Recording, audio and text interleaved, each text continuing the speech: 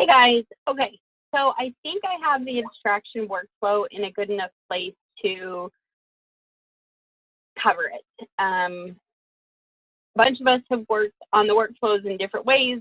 Thanks to Marinette and Paula for joining at my last minute call last week. So you know how I like to be organized, right? And at Versend, I had to do this, do that, do this, do this, right? And I had the step flows. Well, I didn't have time for that this year. So we've done the best we can. It's totally fluid and flexible. If you find that something's not working or you've used this system somewhere else and think something might work better, let me know. So this PowerPoint, this training is really just the basics of abstraction and how to do it. Overread's going to be separate. Non-compliant chases are going to be separate. I have this whole extra PowerPoint going that I just started called Extra Stuff. So that's how far I'm with these other things like pinpoint chases and all kinds of fun stuff. So just know that's coming. Okay, so I'm here in QSHR, right? This is where we're going to do all of our abstraction. So let's start with finding chases to abstract. So this is option 1. Oh, excuse me. This is not my recommended option for like day-to-day workflow, but I think this is a great way when somebody's like, hey, can you look at this chase? Here, then you can find the medical record and you can just look up the one chase. And so to do that, well, you're going to use this member lookup thing, and I covered this button more in the logging into QSHR rather. If I call it quality reporter or QR, just forgive me, you know, it's just ingrained in my brain. So we're going to use this member lookup. You can look up a couple of different ways: member, provider, location. We won't ever use those. Chase. If you have the sample ID, you could look that up, but we're mostly going to use the chase lookup. So let's say you have chase 1, 2, 3, 4. You type that up. It'll pull up all of the ones that have that, and you can just click on the one that you want. You click open profile. So the biggest difference I found between Quality Reporter and QSHR is the lack of the double click function. So you can't double click to do anything here. There's always another button to click. So where you used to be like double click and open it, right now you have to click open profile, and then it'll pull up that chase you want.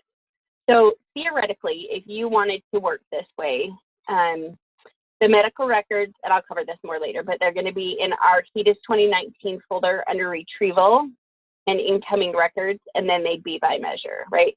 So if you got in here and 1, 2, 3, 4, somebody was like, hey, will you look at this?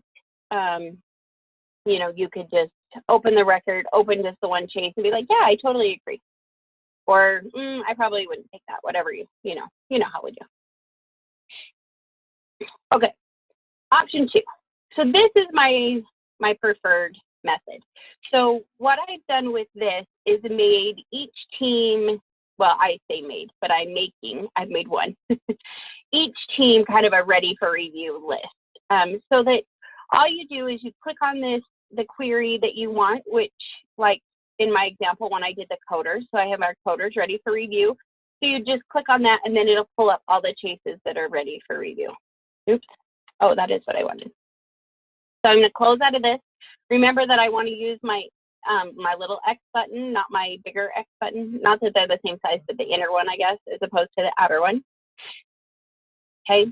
So to do this method, we're going to go for manage productivity, manage project activity, rather.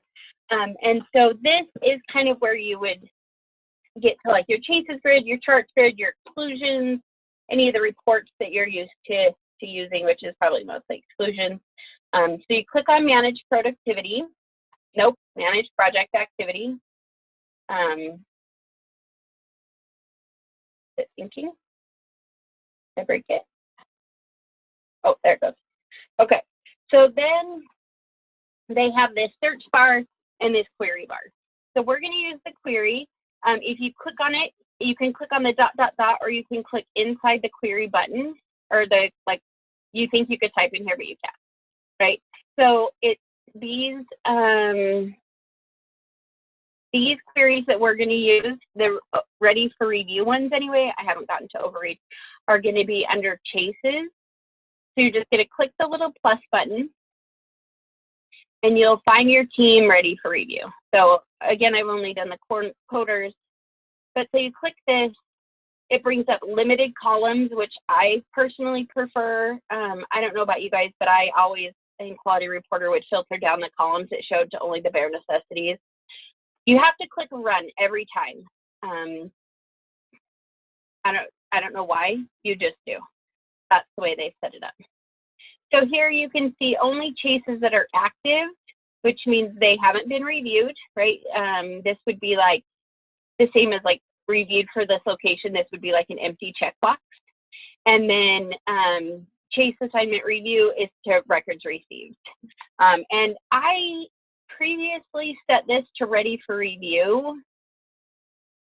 Oh, I bet I know why. Here, let's see. I'm going to show you kind of how I make this. This is probably more information than you care to know. But so I can make all these little column things here. So I think what I have to do is check and uncheck this. Yeah, and then it should come from, it should show us ready for review.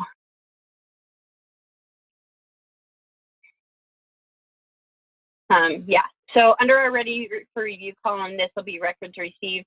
This isn't going to change. You know how like the workflow bucket would change when you move the records in Rapid? This isn't going to change. So we're just going to go, they'll always say records received. But then when it, we'll have a different thing for ready for overread, and I'll figure that out later. So anyway, so then here you can see all the chases that are ready for review here. So that's kind of option 2. Let's make sure I covered everything, right? So we clicked on manage project activity. You can click on the ... or you can actually click here in the query. You're going to go under chases and you're going to find your team ready for review, and then just click run and all those will come up. And I will show you, we'll get into like how to open the chases and that kind of thing. Okay, option 3. So this I thought might be an option for like Paula, who's going to do women's and blood pressure. You could go back and forth between the chronic team and the women's team, you know, or like if you're doing like COL. So Carrie's going to do COL. If she gets behind, the oldest team can help with COL.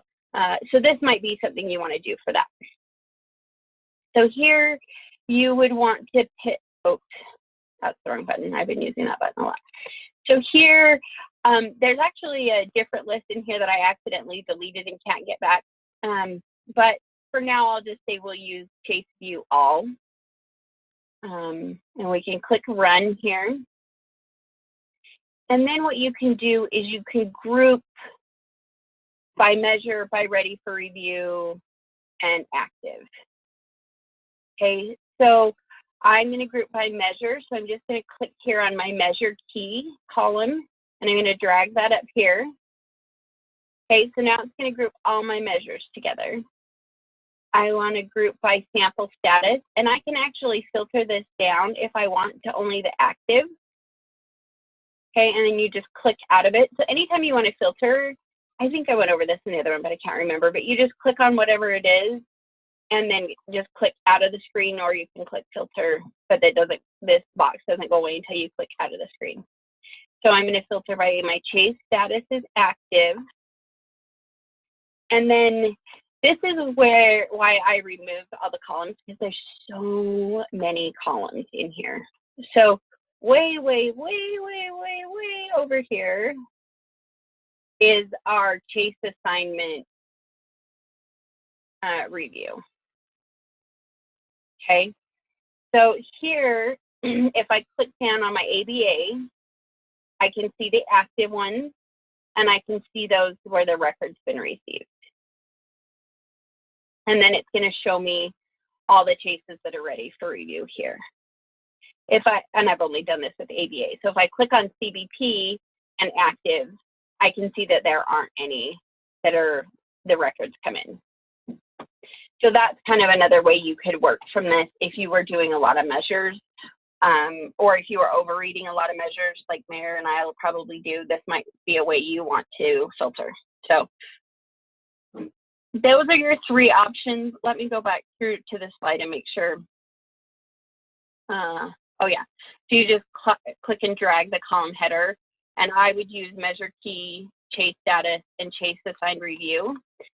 With this chase assigned review that's way to the right, if you click here on this drop down and scroll like to find what you want, it'll take you there and circle it for you so you don't have to like keep scrolling and scrolling. I find that to be faster.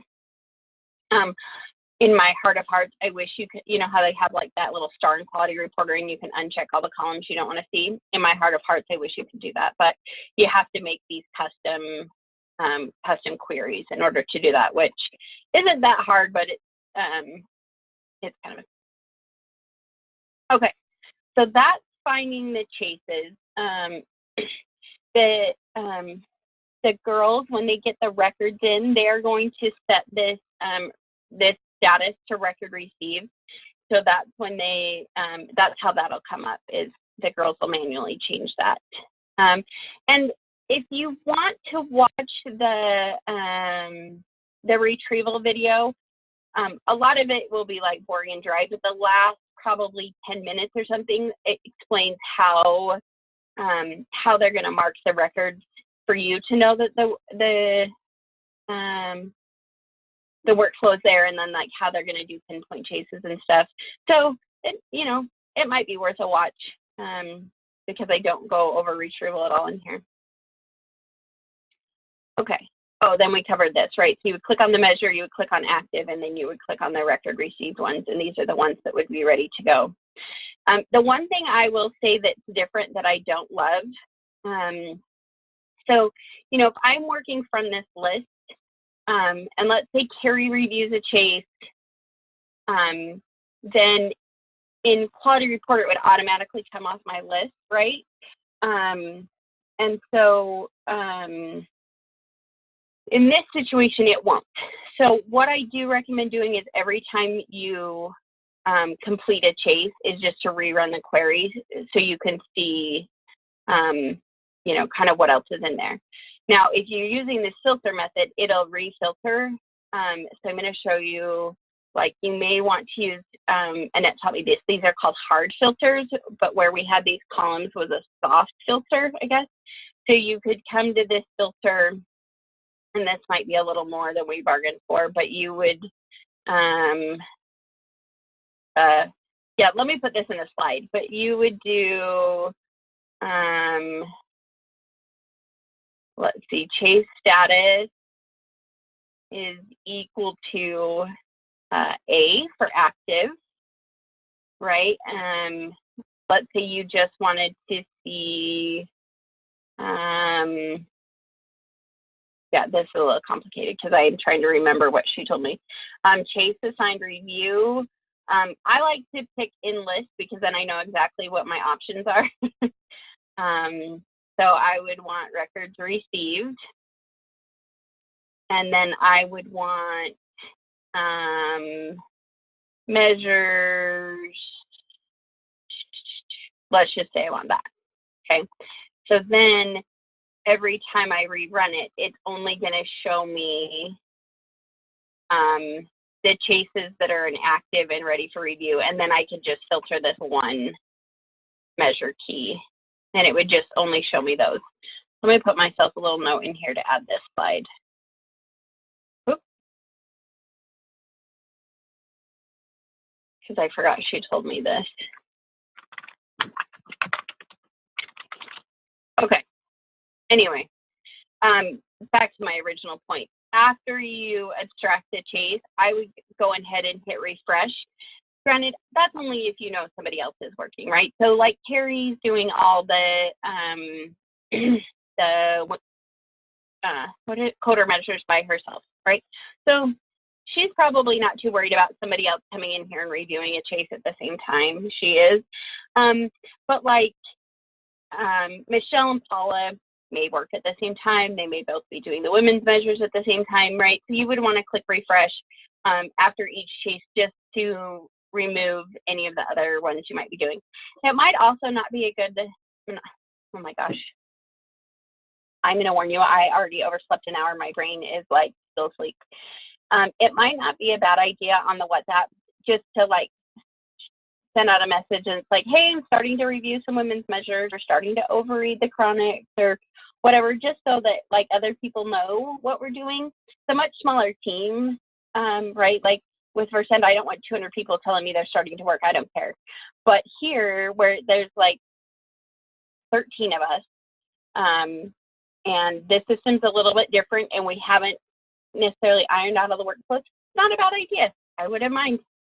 And then if I have questions, I know who's working because you know I always have questions. Okay, so opening the chase.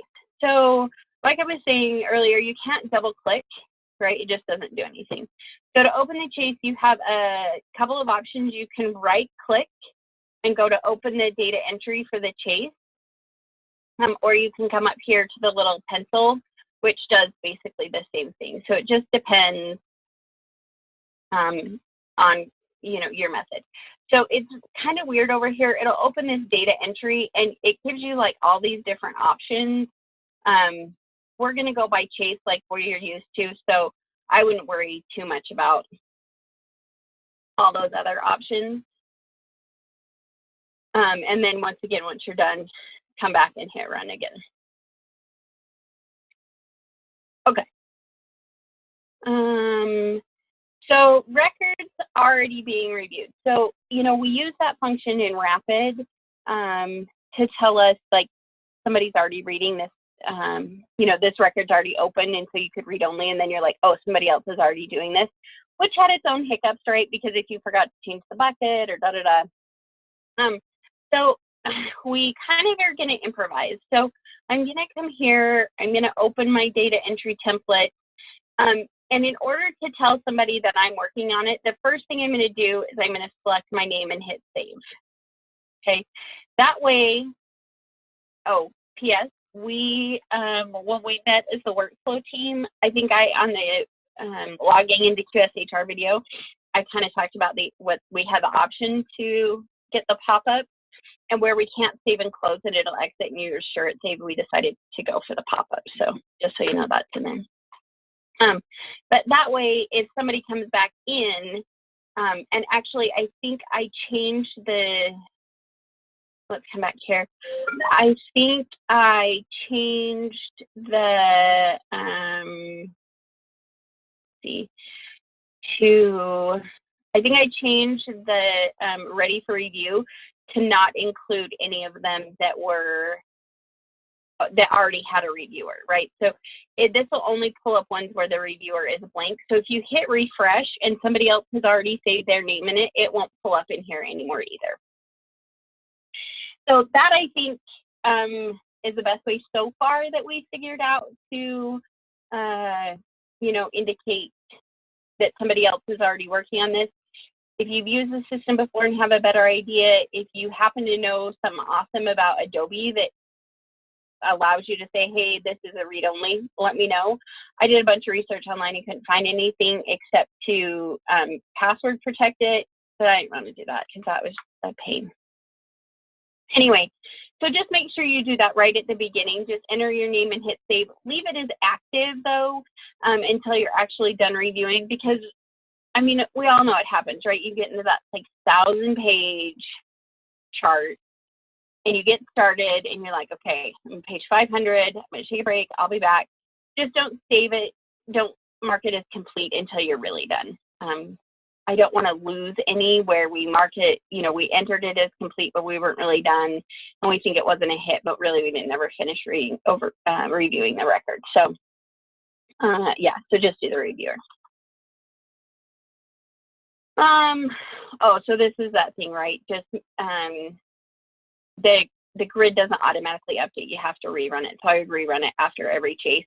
It's super annoying. And, you know, hopefully we can find a way that we won't have to do that. But until then, I think this is our best bet. So I'm really hoping to learn a lot this season and come up with better workflows.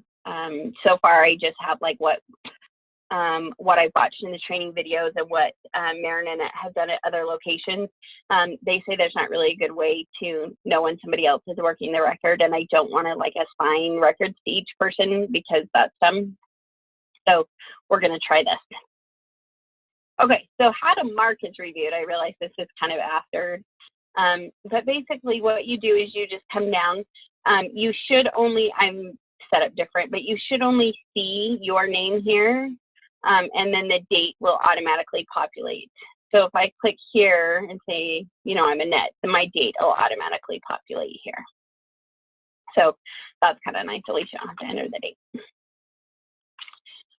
Okay, so the data entry toolbar, there's a lot in here, but I'm just going to go over the ones we are going to use. So form loaded successfully. Sometimes for whatever reason, they cover this in the training videos. The form might not load correctly. So just make sure you see this. If it doesn't load correctly, just exit back out and you can like try again. So save, we'll use this, right? When you're done, you want to save. This is validate data entry. So if you entered something in here, right, so let's say 10, 18, 20, oops. 2018, I had a BMI, percentile, weight, and a height, right? So this person, date of birth is too old. They would need a BMI value. So if I hit validate data entry, there's no issues. But what I'm really looking here is to see if they're compliant, right? So instead of having the compliance pane, they have this results. So with one numerator, like ABA has, it would just say numerator compliant. If we get out of here and go to, let's say we go to a CDC. Oh, see now I've set my hard filters and I don't know how to get rid of them.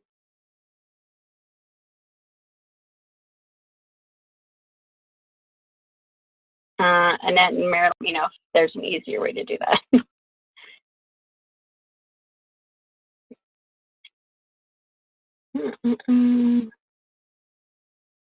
Okay, so let's say go to CDC.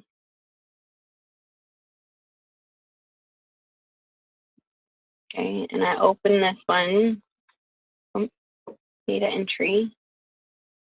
Okay, so then it'll tell me all the numerators that are compliant so far. So they had an A1C test, and it's currently greater than 9. And the reason it's currently greater than 9 is because there's no result. So anytime there's not a result, it just assumes it's poor compliance. So, you know, you've got, it's got compliant for I already, it's got compliant for NEF already. So the nice thing about this is it will, it'll tell you, like this would be like your admin compliance, like we're used to seeing on the compliance pane. You just look at it up here. So, okay, need to find an A1C test result. You don't need an eye exam. It's got that here. I need blood pressure and I need a NEF. Oh no, my NEF is admin compliant down here. So that's kind of when you would use your check compliance, right? So my review. Oh, the other thing is, so I've changed it so you can't save without entering you as entering a reviewer. So if I click check, no validation issues found, and it should update. So let's say 7/25/2018, and my A1C, let's say, is 8.2, and I hit check, no issues found. Oh, I thought that would save here. Well, maybe it only updates on save. Oh yeah, it updates on save. Okay, I don't know when we would check this then. Delete, so if I figured I was doing the wrong patient, you could just delete the entire data entry.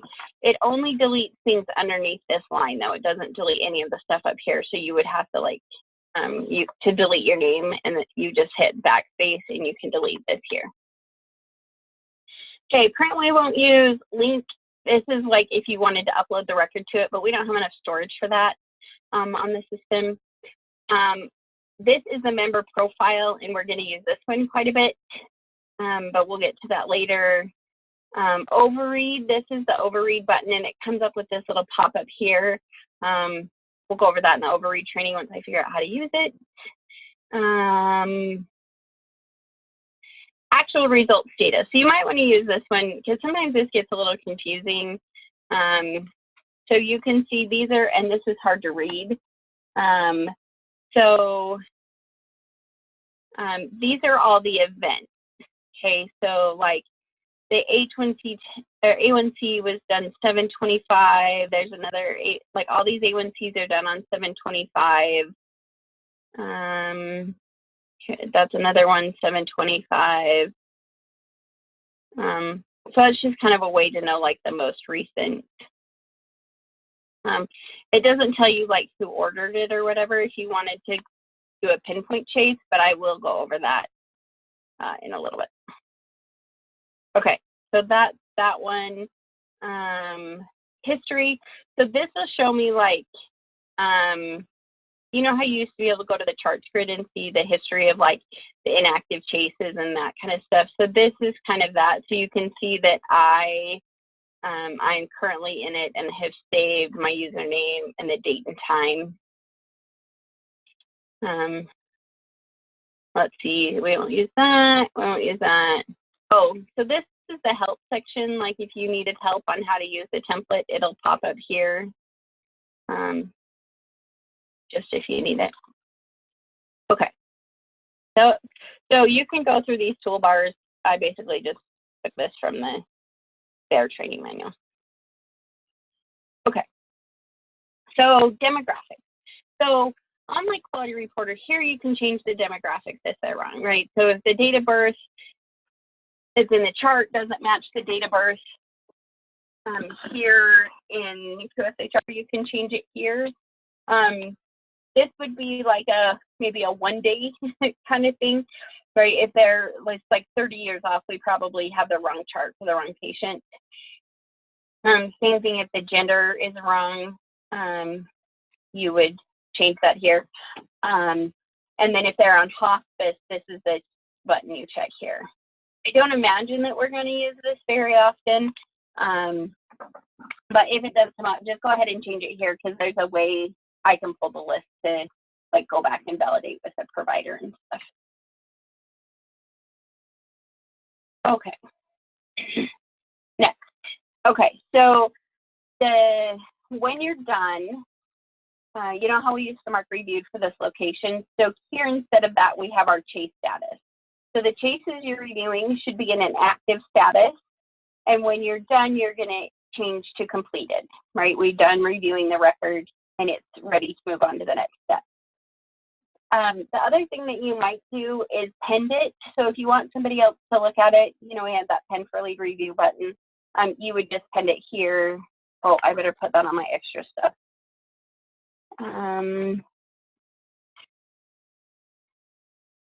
And then we can, it would be awesome if you would like chat with your team or post in the message thing, the group app. What's that? Like, hey, I pended this chase. Can you look at it so that we know that that there's something in the pending? But this way, somebody else can go. We can just pull the list of the pended chases. These are, I don't imagine we'll use these like inactive is what they'll go to, like they were doing an immunization and there's documentation that the parent refused. I would just set the rest to inactive because there's no point continuing to look for records where it's documented that the parent refused. Unable to review, I don't know. I guess we could use this like if the record was really blurry, but I don't really have a workflow for that. Let's see. Let me add it to my extra stuff. So let's say, let's put that in here. And this one, oh, I did have some in here. So you, if record is too blurry or like light to read. Okay, so we'll mostly use complete, use penned if you want somebody else to look at it. Use Q if you use missing info or a non-compliant reason code. So Q is a chart requested. This will help the girls know to go back and try and get that information that's missing from this location, right? We don't want to use this one with a pinpoint chase, but this would be like a missing info. Like if the height, weight, and BMI is all in the chart, right, we're probably missing the growth chart. And so you can go back in here and, you know, select missing growth chart. Actually, maybe I should just put that as an option. Anyway, so then you would be unable to review. Sorry, I'm adding this chart requested.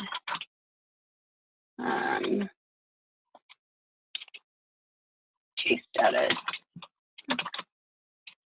Okay, so save.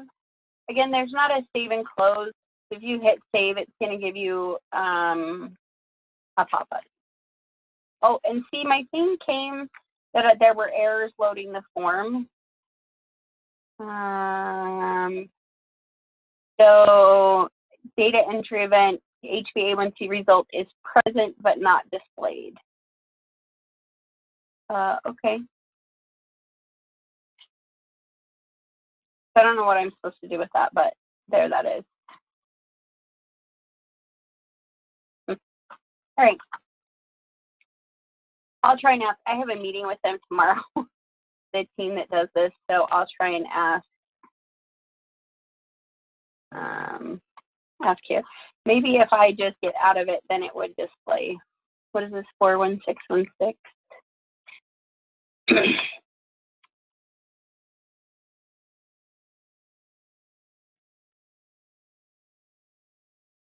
Oh, there it is. There it came with the result.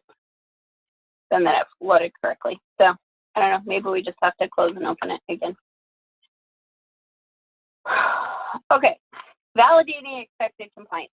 This apparently is not this button here, which is validate the data entry, but you have to hit save.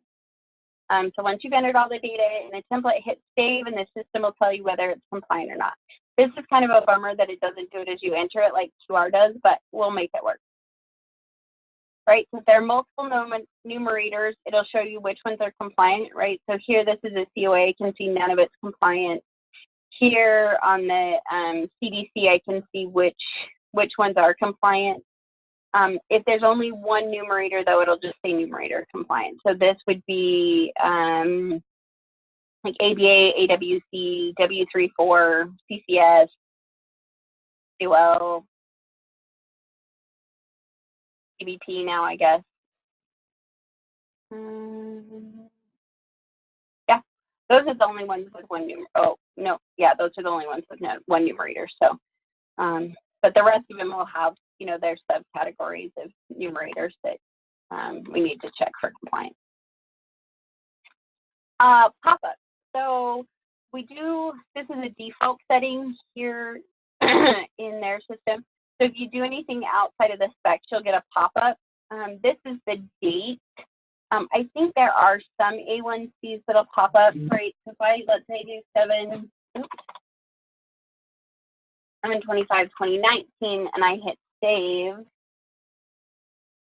right? It'll tell me that, oh, no value found. So I entered a date, but no value. So let's say enter, okay, yeesh.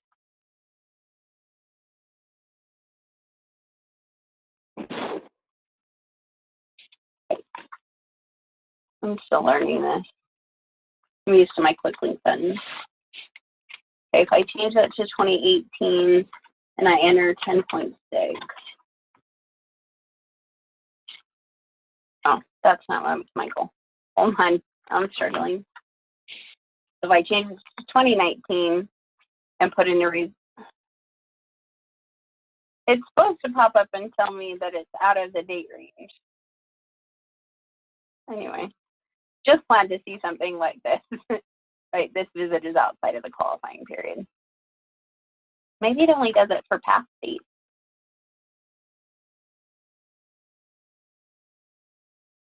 Oh, there it is. Maybe it only does it for past dates, like before the measurement period, not after. So if I change this to 18, I think if you enter like a crazy number, it's supposed to flag you. Yeah, so it's outside the reasonable range.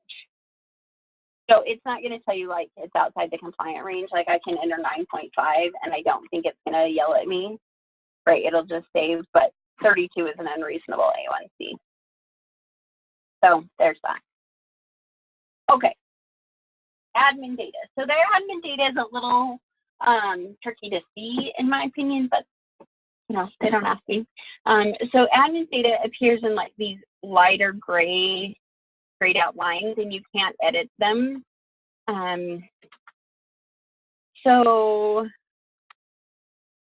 Like here, these are admin dates.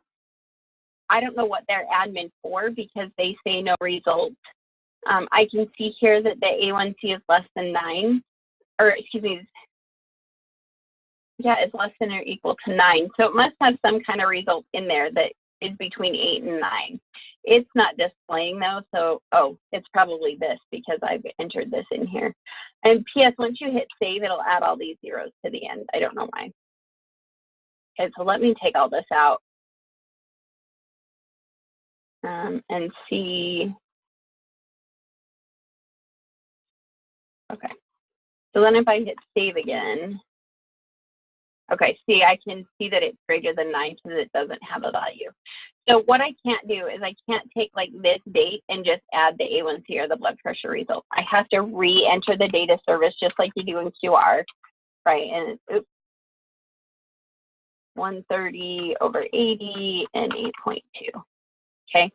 I don't know that we would really use this no result or non-numeric finding. I can't imagine that why we would enter the date if we didn't have those results, but I think this here is telling us it's an admin date with no results, so to look for those dates. So then when I save that, I can see my A1C is now less than 9 and I have my compliant blood pressure in here. The one thing that's different about this versus quality reporter is, see how the I is admin compliant here? It's got the date and the result and it says it's compliant here. It'll still let you enter another result. Same with the NES here. You can always enter another result, but that's a waste of time. So I would just look here at your checks first thing to see whether or not it's already compliant. And if it is, just skip it.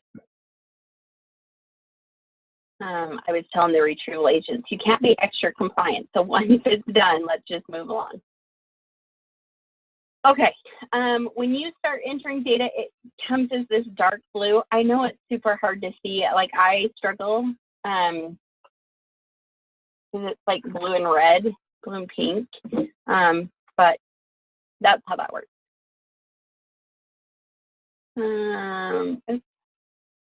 Let's go back here.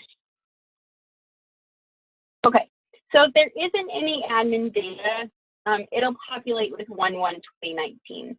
So there aren't any PPC chases in here, Michelle and Paula, so I can't really show you, but I think what's gonna happen, let's pull up the template.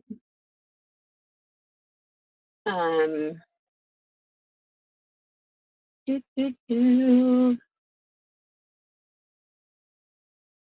if I can make this bigger.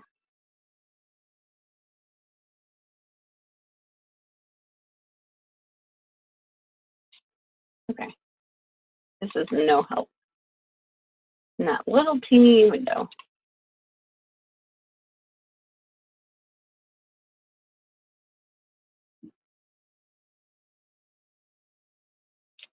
So it's slow, just like Quality Reporter. That's awesome.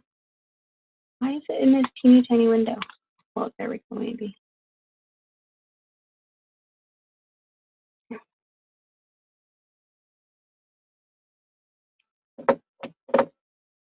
Mm-hmm. No problem. Take your time. I don't know what's going on here.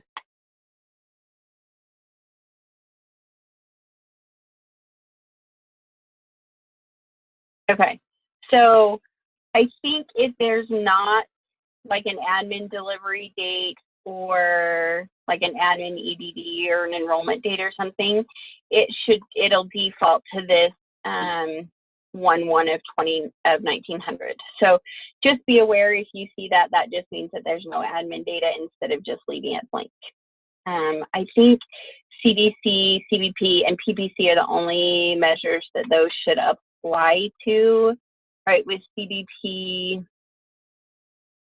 right, we have this begin and search date, and then same with CDC, it'll tell you the most recent. Also, I don't know why, I don't know the back end of this system very well, but they have like a different template. Like they have an A and B, one for Medicare and one not for Medicare. I don't understand why they can't use the same template and have the compliance calculate differently on the back end, but just so you know, the templates look exactly the same. It's the compliance on the back end. And it's, I believe it's that age difference. I thought, in my head though, I thought that they removed the age difference. Let's peek really quick here. If anybody really wants to read the specs, let me know and I'll show you where they're saved.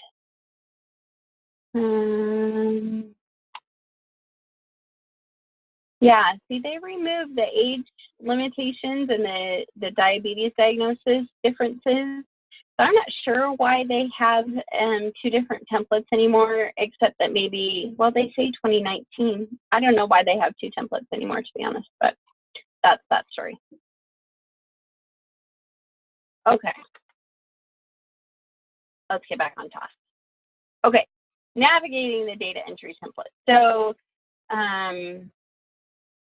they have these hotkeys, which I think will be a good idea once we get used to it. I'm not very good at them lately. The nice thing is, you know, in the QR, you couldn't really click in the field because it may take you somewhere else. That's not the case with this. You can just click into the field. So I'm going to let you look around these hotkeys on your own and kind of learn those and the ones you might want to use. I am just going to show you a couple of tips though. So let's go back to an ABA or a well check or something.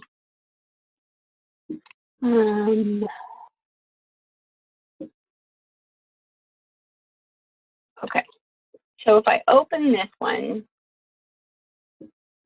okay, so the first thing I'm going to do, I'm going to enter my name, all right, I'm going to hit save. Okay, then I can just click down in here and enter my date. So we'll say 1/1/2018. Okay, so once I enter the date, it'll automatically take me to the next field. So just be aware of that. You don't have to click input date. You don't have to click enter, none of that. It'll just automatically take you. So if there are ones with a checkbox, you can either check it and move your cursor, or you can hit tab and then you can push the space bar, and the space bar, I'll put the check in there for you. See, I'm not moving my cursor. The space bar, I'll put the check in there for you. So I thought that was kind of nice. What else?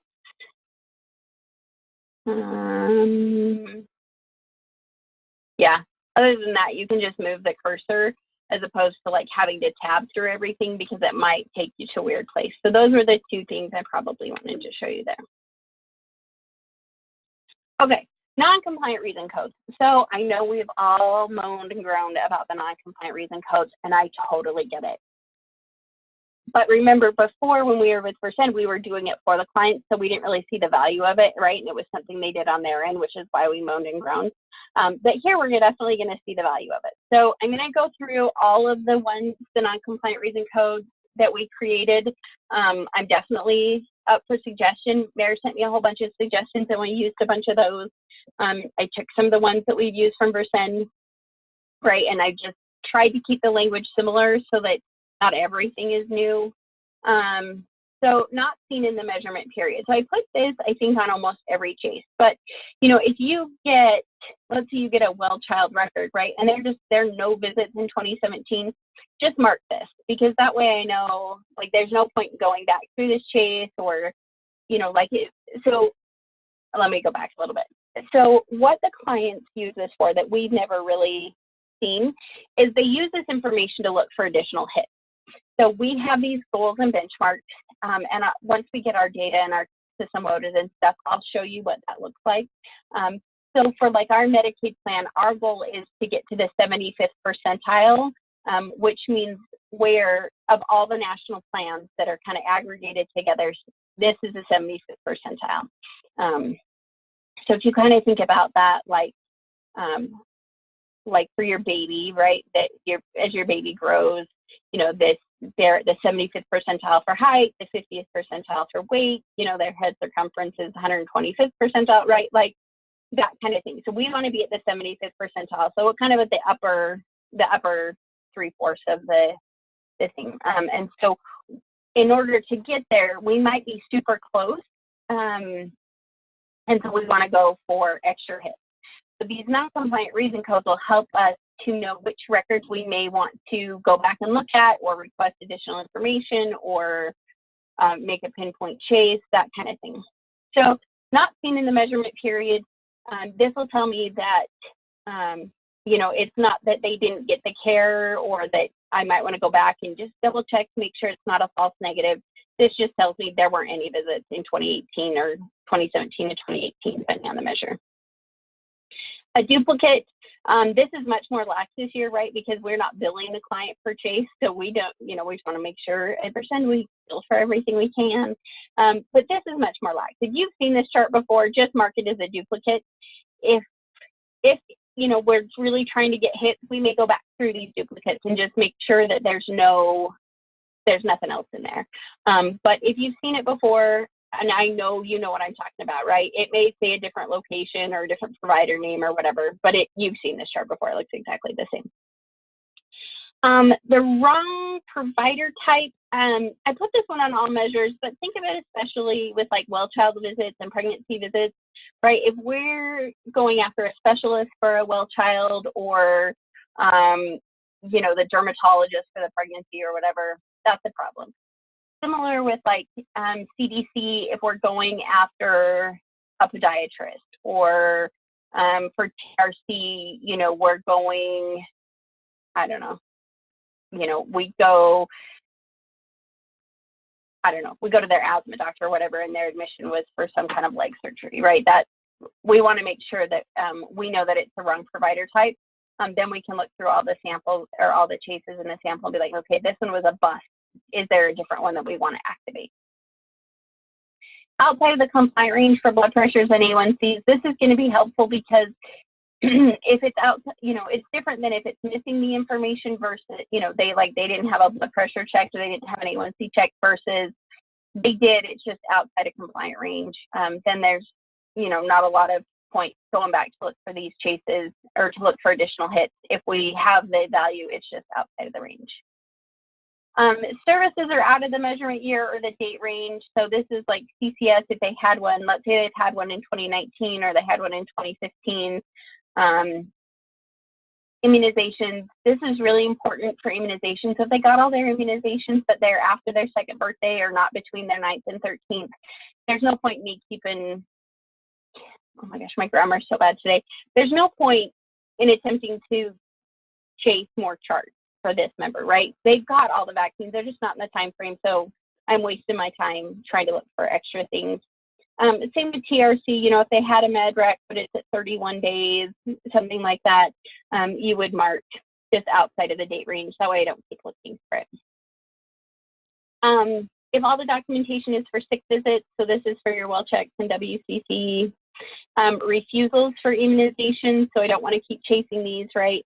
Missing a Hep B at birth. So this one's going to be really important because we can go back through the claims and figure out where this kid was born and try and get the records from there. I'm going to tell you, Carrie, unfortunately, immunizations are a mess. So typically what plans do is they get immunization data from the state. because, you know, the Department of Health and what is it? The health department typically keeps track of all the immunizations to the children. So our health department here in Hawaii, their system for collecting and reporting this data is broken. So not just big chunks of data, like you can't even log into the website and look up a member, which is kind of what I was hoping for as our plan B. We can't do that either. So you are going to have a lot of immunizations to collect and enter, and I'm real sorry. I was thinking if you get into a pickle, I'll have Fatima help you with this. I think she can do a good job with that. But just so you know, the immunizations are going to be a mess. Okay, missing A1C and I results. I'm going to go into a little more detail about this because I want to make sure that it's the provider that ordered the test or where they had the results or something.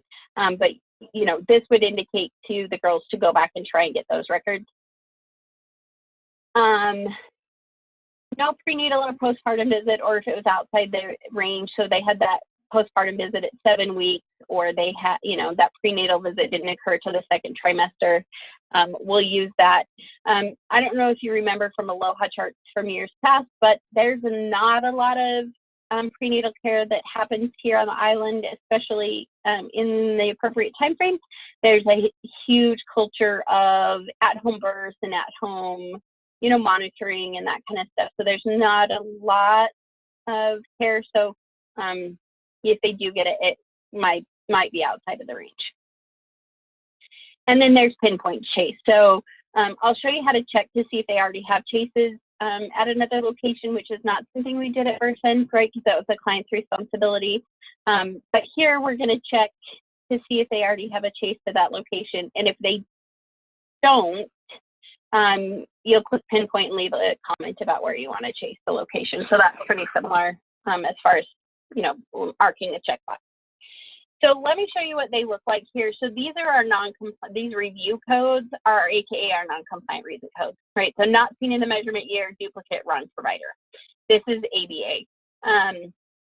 The wrong provider type, you know, there's not really one for ABA, so I probably could take this one out, but we'll work on that a little later. So if I go back to, I'm so used to Quality Reporter, I just tried to click in the column and type. And it doesn't help that I'm still using Quality Reporter for some other things, so I get really confused. Okay, so here's my non-compliant reason codes, right? So I would say, you know, wrong provider type, and maybe I put podiatrist down here in the comments. Okay. And I can filter by all these comments. So if I come here to manage project activity, I can come in here. Let me save this one so at least I'll have one that shows up in my list. Yes, I want to save. Okay, well, take me over there so I can enter it. Eesh. Okay, so let's take, oh, for the love of Pete, now it didn't save. So if you say wrong provider type, podiatrist, save, okay. If I come over here, I can come down here, I think it's under provider management, nope.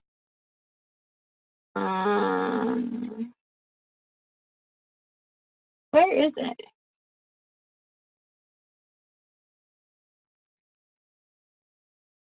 So this is where we can see all the pended chases.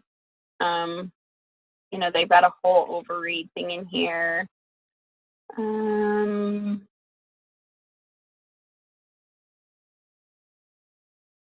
Anyway, somewhere in here, there is, oh, chase data with comments. If I click this and run, then I can see here, it's not telling me, oh, because that's a different thing, but it's telling me that it's a podiatrist. And I also can come here with the review code, and it'll tell me, okay, this is the wrong provider type for this member, and this one doesn't show a comment, so I might make my own that shows the comments. But anyway, Okay, so that's the non-compliant reason codes. And in here, they are called review codes. I better put that in here. Okay. All right, we're about halfway through these slides, you guys. Okay, so evaluating pinpoint chases. So now that we are on the client side, I would prefer not to have to go back through and double check all these when you guys can do it when you're in there and it doesn't take very long.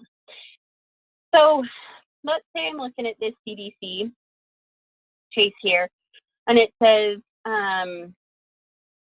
you know, the record says A1 or last eye exam in March with Dr. Jones. Okay, so here though I'm at the provider of Kathleen Kroll.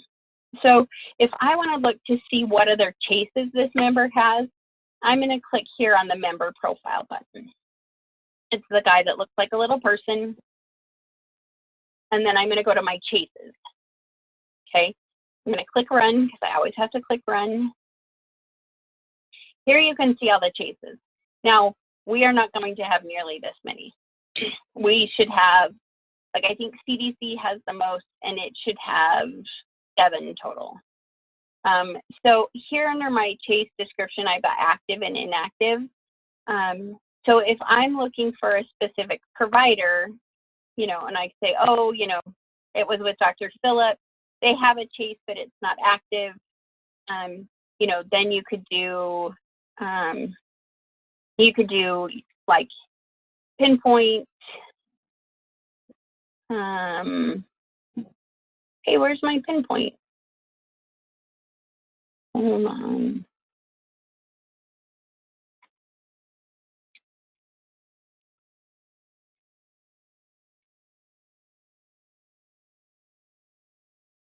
Oh, I didn't make one yet. Anyway, let's pretend I made a pinpoint. So you'd click pinpoint, and then you would say like inactive chase. You could say, you know, with this guy here, it's chase 41617.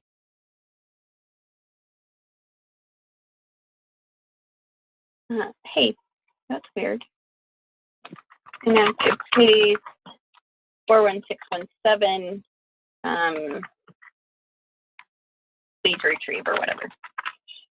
That way it would let me and the girls know, like, hey, we need to get this one.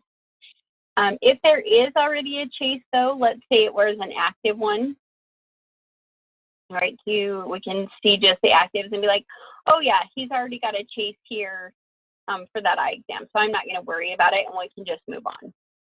So that way, instead of entering every chase, you know, every pinpoint, we can go in and see if they already have a chase to that location. Okay, the other thing we're going to do in this member profile here is that missing information. Okay, so for this guy, his admin A1C is 728 of 15, and this chart is to Dr. Crow. Okay, so I didn't get a result in here, so I want to go see who ordered this A1C. Okay, I'm going to come over here to events and click run. All right, he has a lot of events. So what I want to look at is my A1C test. So I'm just going to click that, and here pulls up. This is 728 of 15. It should, oh, here. We should have a provider name here. Again, this is our demo data, so we don't. But this would be a provider name. So let's say this said Dr. Crow. Then I would come back and I would say, okay, she ordered this test and I didn't get it. So I would want to say missing A1C results, and I would say A1C 728 or 725 rather, ordered by Dr. Crow. And we're just going to ignore all my typos today because I'm having a moment. Okay, so that's kind of how we're going to do the missing and pinpoint. So we're definitely going to be using this member profile, right? And we want to get in. We want to look at if they're missing a result, who ordered that test, right? It would be under this provider name. And we want to see if that provider name, okay, if that provider name matches this here. If it does, then it's missing information. If it doesn't, if this isn't the provider that ordered that test, then we wouldn't expect to see a result, so we're not going to worry about it. Okay, we also want to look at the chases, so we can see what other chases the member has, and if they're to the provider we think might have information. So if I come over here and I see that this event is ordered by Dr. Azad, I can come over here and say, oh, he already has chases to Dr. Azad. That's perfect. I won't worry about that.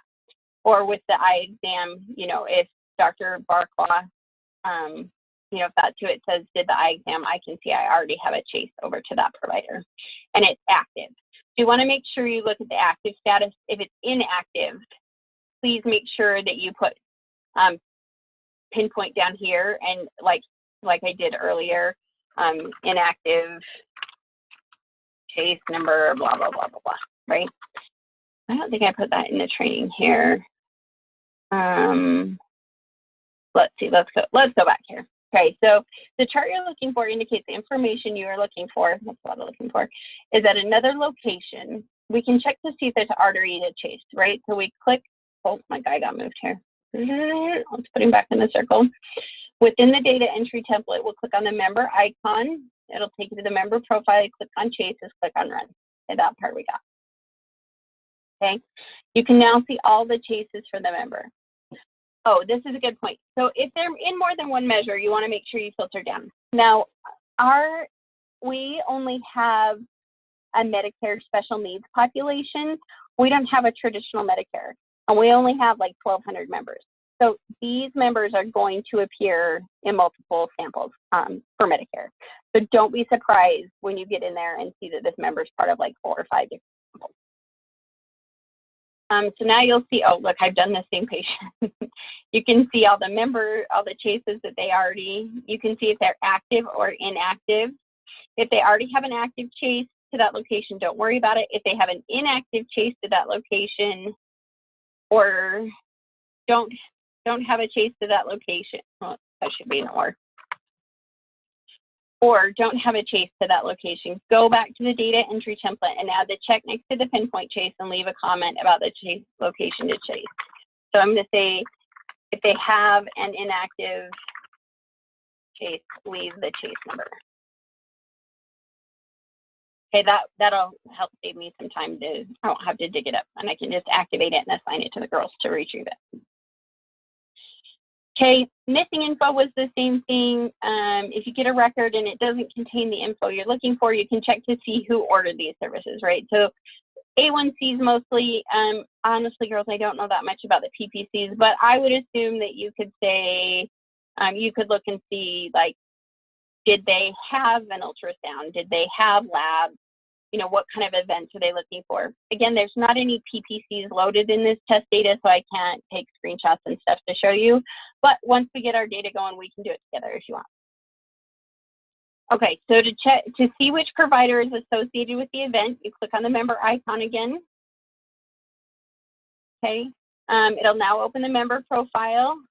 Click on the events tab.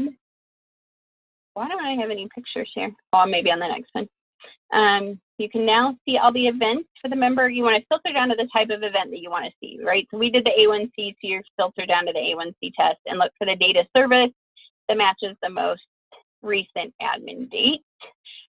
Like for PPC, I would just filter down, like if it says like lab or ultrasound or whatever, you know, just try and filter down to the one that kind of matches maybe the first trimester that you're looking for, something like that. Okay, now you'll be able to see the provider and location that ordered it. So this is our test, and we should see a provider name over here once that gets up and running. If the chart you're looking at isn't in this provider's chart, go to the chases tab and make sure there's a chase to that location. If not, add a pinpoint chase. Oh, I guess I should say, we should put in here like,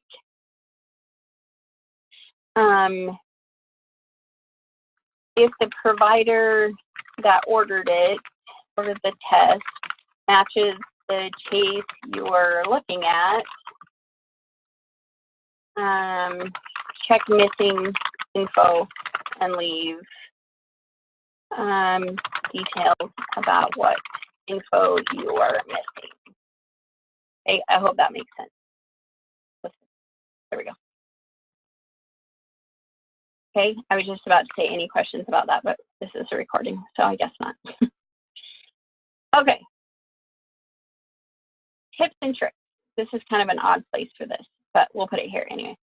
So here is my file folder, right? And I have all these quick shortcuts here. These are the folders that I use the most often. So our heat is 2019. So what my tip is that rather than like click through each one of these 18 times, I would add these shortcuts over here to your favorites. So we have incoming records. You could either like click and pull the file over here, and you want it to say create a link. So if you can kind of see that in the blue, you want to create a link in the favorites. What you don't want to say is move to. See how this says move to the 2019 textbook? You don't want that. So you want to create a link. Okay, so you can do that with the measures that you're doing. You can do it with the incoming records, right? I create a link here. That way you can just go right to that folder. I find it to be easier. You can see I have a whole bunch of them. If you happen to do the wrong one, you can just remove, right? So like I moved our, oops, you can rename them too, I guess. But that'll rename it for everybody, I think, so don't do that. So like I need to remove this caps folder because I moved it. See, I moved it, so I just need to remove it. Okay, so I'm going to come to 2019. I'm going to go to retrieval, and I'm going to make me a shortcut for incoming records, and I'm just going to put it down here. Oops. This is my favorite. Okay, that's my biggest tip because a lot of people don't do that, right? So they're here, they click private, they click, you know, it's just so time consuming. You click HEDIS 2019, then you're finally here, you click retrieval, you click incoming records, right? So now you're like 10 clicks in, but here you could just have your one little shortcut. It'll bring you right to this folder. So that's my tip for that. Okay, so finding the medical records. Okay, so we're here in our project activity. We see our chases that we want to review. So this is Chase ID 41612, and it's a CDC, because that's what I'm doing. Okay, so what I'm going to do is I'm going to come over to my incoming records. I'm going to click on CDC, and I'm going to find the chase. Now, let's say there's a ton of them in here. You can use this search function and do 41612, and if it were in here, it would take you directly to that chase. Right? So if I say 18465 and click enter, it'll just pull up that one for me. I think this is I should add this as a tip or trick too. Let me make myself a note. Searching by Chase ID in the file. I think when you're overreading, this is going to be especially helpful because once you get into the folder and you're done overreading, there's going to be this ready for overread folder, right? So this could get kind of full, especially because we're not overreading everything. Okay, so you go to this folder, right, and you can just copy and paste this in order to be able to save it. So you can just click here and it'll take you right to this folder. So you don't have to dig for it. So each measure has their own folder, and then within that folder, there's an overread folder, which we'll get to. But so the record should be in the folder that you're abstracting. Okay, so the girls are going to label them with the Chase ID and the measure. Again, there's that ready for overread folder. So once you're done abstracting it, just move it to that ready for overread. So we don't get confused about whether or not it's been abstracted. So that's kind of like changing your buckets, right? You just put it over here. Okay. Annotations. So we don't have fancy annotator this year. So we go back to some prior year records.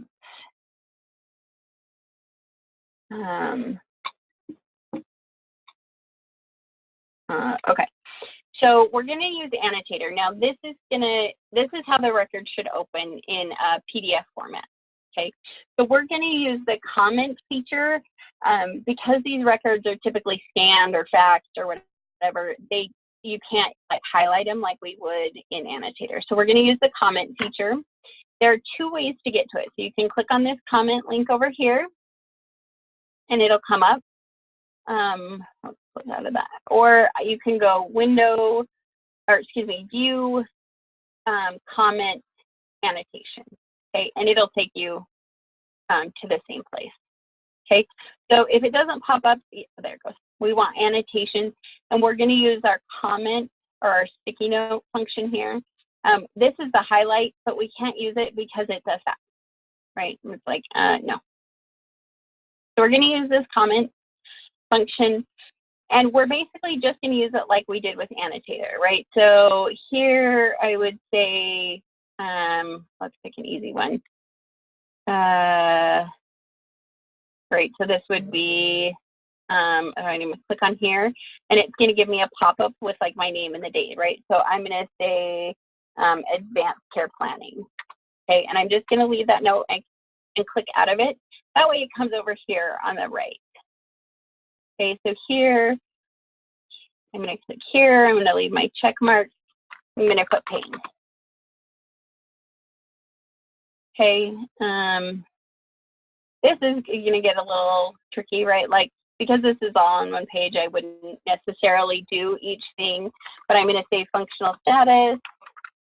I have cognitive, I have ambulation, and I have hearing, I'm lazy, hearing, vision, and speech. Okay, so that I have all four of those. Then I could go to the next page, and let's say, I was hoping for a med review. Oh, here's our med review up here, but I'm going to pretend I'm going to put it on this other page so you can kind of see what I'm talking about. Okay, so we're going to say med review. Okay, so then the next person that comes in, they can click on it and it should take them, oops, there it goes, right to the area. See, it kind of like sparkles. I don't know the best word for that, but it'll take you right to that section. So when we overread or pull these records for like convenience sample and MRRV, they're easy to get to, and we can just see right where the information is. If you want to delete something like you found, I don't know, more recent or whatever, you can just right click and delete them. I think you can also right click on here and delete them. So, and then when you're done, just make sure you hit save here. It might give you like a pop-up and ask you what you like don't click save as, because then you're for sure going to get a pop-up. Typically, if you just save, it should save that information. But if it doesn't, and it asks you, like let's say I click this and it gives me this pop-up, just click save again and it'll say, do you want to overwrite this? Just say yes. Okay, so that's annotating. It's really easy. You know, we don't have, I don't think we have like different colors and different options for overreaders. Again, I haven't gotten that far, but you know, if you leave this here,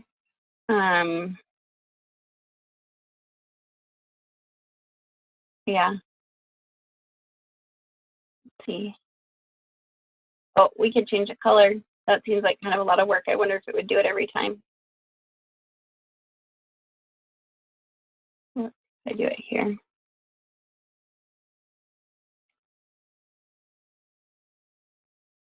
I know. See, so it doesn't do it every time, and I don't want like every time an overreader leaves a comment to have to change the color. It might not be that big of a deal, but stay tuned.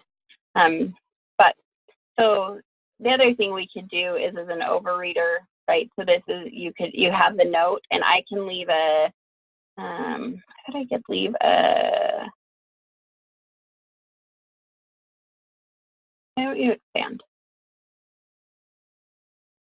Oh, because I didn't leave a comment. Okay, so let's say I left this as like, okay,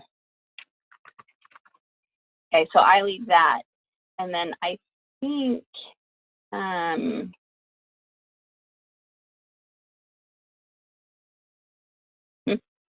thought I could leave a comment on there, but apparently not. Oh yeah, so I just click on it and then I would say overreader, not compliant, blah, blah, blah, right? So then we could just, you would leave the note, or you could just enter a new note. I'm getting off topic. Anyway, that's annotating. The other thing that's going to be super important this year, because our retrieval agents are new and this whole process is new, with Versend, the reason we didn't highlight the name and date of birth of every patient is because retrieval had a really solid process for validating it was the correct patient, right? So we didn't have a whole ton of record with the wrong name or wrong patient in it or anything. But here, I'm not really sure how that's going to go. So what I want us to do, just to get in the habit of double checking, because I don't know about you guys, but you may already be in the habit, I was not. So if you can just on the page or at the start of the note, if you could just do like a name and date of birth, just as kind of a double check to all of us, just to make sure that the girls actually have assigned the record to the right member, and that the pages are correct. I didn't put in there, I probably should put in a little QA thing for them. But yeah, I think maybe the best thing for us to do is do QA, you know, as we're abstracting. I'm going to put that over here on my extra stuff that we'll get to later. QA on retrievers. Oh, I cannot spell. Retrievers for accuracy. Okay, we'll figure that part out. Anyway, so that's annotating. Not too terribly complicated, which is kind of nice. Okay, so you should see this comment screen when you open the record. If not, you can go view comment and annotations. Okay, so like I said, we're going to use the comment function. We can't use the highlight because it's a scanned image. Once you click on notes, though, it won't give you like a regular cursor. It'll give you like a little comment cursor. Oh, and I already closed that one. Let's see, let me show you. So here, see how I have like a regular kind of, I don't know if you can see inside here, like a little T. If I click on comment and I click on the bubble, now my cursor is this little bubble. So you just kind of want to leave that cursor, you know, click it right where you want to leave that note. And it's fine if it like overlaps, because we can just, you know, move it if we need to see it or whatever. Okay, we went over that. And again, please highlight the name and date of birth with the pages surrounding the information that you're taking. I'm thinking as we do this QA, though, we want to make sure that every page is correct, so that if it's not, we can go back and assign it to the right member. So stay tuned for that. We'll figure that out later. Anyway, so this is, you know, kind of how it looks with that. Okay, so we are hoping to do some EMR abstraction this year. I don't have any details on that yet. But what I did here was just kind of leave some general instructions on how to do that. So when we abstract directly from EMR, you know, we want to capture the compliant information while we're abstracting. We don't want to have to go back. So when you do, I guess I need to, so we need to capture the name, the date of birth, the date of service, and the compliant info. And I think a lot of us have done the EMR work with Julie in the past, so it shouldn't be too crazy. When you save it, we're going to save it the same way the retrieval girls do. So we chase ID and the measure abbreviation, and then you want to save it under that measure folder under ready for overread, right? Because you already abstracted it as you went. So there are two different tools you can use to gather the information. The first one is Snippet. So this is a tool, I've saved it here because I love it. If you click on Snippet, it'll automatically take you to a new one, and see how it kind of grays out the screen. Then I know I'm in the capturing page, right? So I'm just gonna highlight the information I want to capture, and it'll capture that image for me. Okay, it's got a highlight feature here, so I would want to highlight any compliant information. And then you do need to, on this one, go File, Save As, because otherwise it'll just save it like your pictures. So I would save it here, my incoming records, right, and am I ready for overread? Okay, that's my favorite one. When you go in through Citrix, you do get this Snagit tool, which I'm just not as familiar with it, so to each their own. But if you click here, of course now it's not going to do it. See if I can move that and get it. So if you click on this little black box that you can barely see at the top, except when you don't want to, you can click Start New Capture. Same thing, it'll kind of give you an area that you can draw and capture the information. This one has a few more clicks, so now you have to hit Capture Image. It'll bring that image up. And then you've got your tools. So here's my highlight tool. I'm going to go to yellow, and then I can highlight the area that I want. Again, File, Save As, right? And then you'll put it wherever you want it to go. So that's Snagit. We can go over those more later if you want when we get to EMR records. Oh, that's the end. These are all my notes. Okay, so that's kind of the basics of how I'm hoping to do abstraction this year.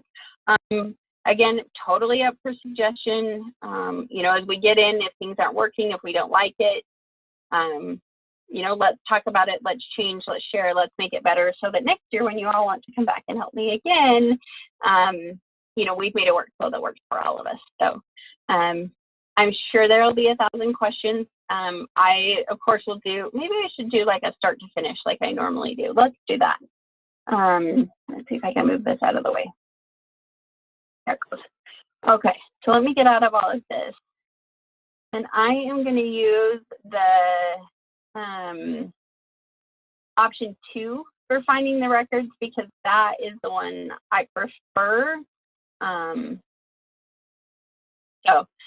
Okay, so I log in, right? The morning I've logged in. I click on Manage Project Activity. I'm going to come here. I'm going to go to Chase. I'm going to do my coders ready for review, and I'm going to click Run. Okay, I'm going to open my first chase that's ready for review. I can right click and open data entry, or click here, edit data entry.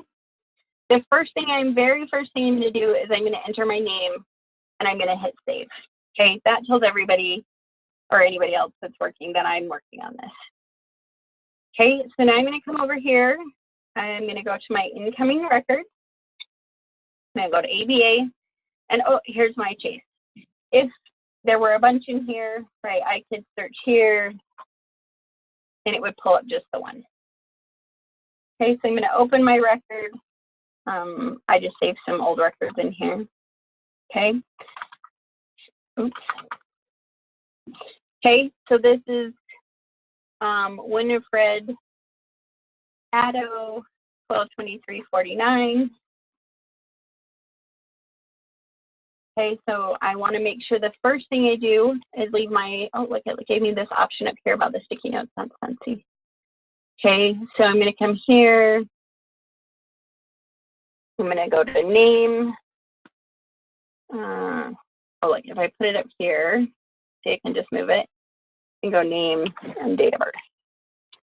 Okay, so now you can just see that note, but if I click comment here, it'll show me all the details over here. Okay, so come in here, see if they have any info. This is a prenatal thing. She might not have. We'll just pretend. Right, so I would come in here, data service. Okay, I'll just click a new one and go height, weight, BMI. Okay, I'm going to come over here. I know my data service is 2-1. See, I put that over. I can just click and move. Okay, so I'm going to go 2-1-2019, 18 rather.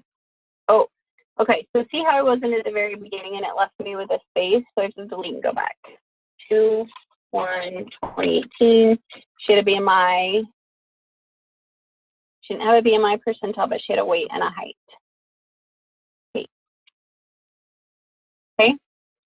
So now I'm done with this one. I'm going to go active. I'm going to change this to complete, right? Because I'm done. I'm going to hit save.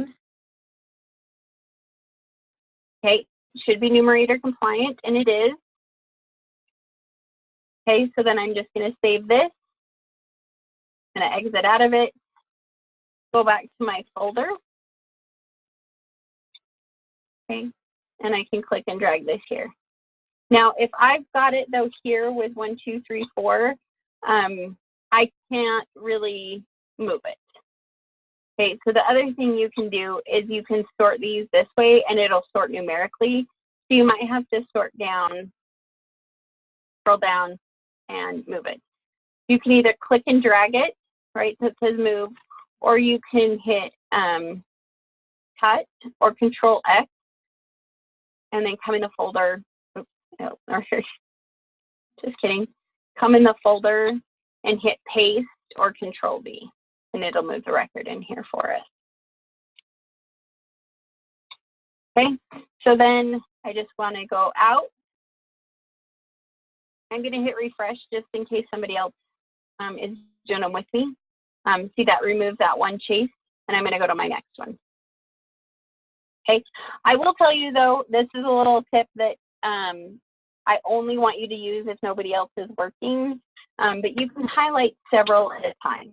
So like Carrie's gonna have a bunch to do. This will be helpful in overread, like if you're overreading all of one person, right? So you can click and kind of drag down and highlight a bunch. And then if you click the open the data entry, it'll open all of them. You can just go one to the next to the next. Now, if you like, if Mare, Sonia, Lisa, and Kelly and I are all working at the same time, I don't want to do this, right? Because then you might get in here and somebody else might be reviewing it and da-da-da. So if your other team is working, just open one at a time. And don't be a douche and like go through and save your name in a bunch of them. That's just douchey, right? So that's one little tip that please only do if you're the only one working at the time. So like somebody works night. I can't remember. But like, you know, you girls that are East Coast, if you get up at, 5 a.m., I'm not going to be working. I'm still happily asleep at 3 a.m. So, if nobody else is working, go ahead and do that. Carrie can do that, whatever. She's the only one doing those. If you're overreading and you're, like there's 2 people on your team, right? So Paula's going to overread Michelle, and Michelle's going to overread Paula. Then you could do that and open all of the chases that other person has done. Otherwise, just open one at a time. Okay, so that's it. When you're done, don't forget to go file, log out. Yes, and then log out. That way, when you log back in, everything is updated instead of like it just opening to the last way you had it. Also, software refreshes run overnight, and so we want to make sure that the refresh is applied to whatever you've got going on. So, okay, that's it. We'll do an open forum session that I'll record, or like a live abstraction session once the records come in, so that we can ask questions and practice all we want. But until then, you know, go in here, play with it, test the workflow, see what you like. I'll just use the coder ready for review, because I probably won't make the other ones in the demo account, because then I just have to remake them in the live account. So actually, maybe I can export them. But anyway, that's all that's in there for now. And then we will get to overread next, hopefully. Okay, thanks for joining, and we will talk to you guys later.